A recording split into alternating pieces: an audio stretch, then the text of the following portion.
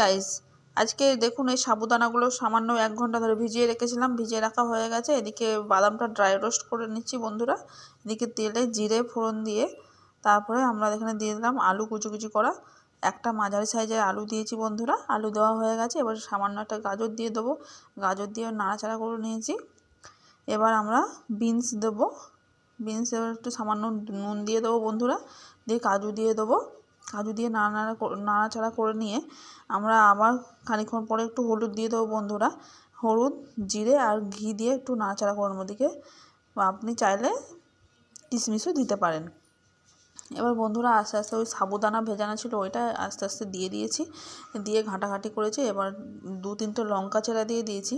তাও সামান্য চিনি দিয়ে নাড়াচাড়া করে বন্ধুরা একটুখানি সামান্য জল আপনাদেরকে দিতে হবে।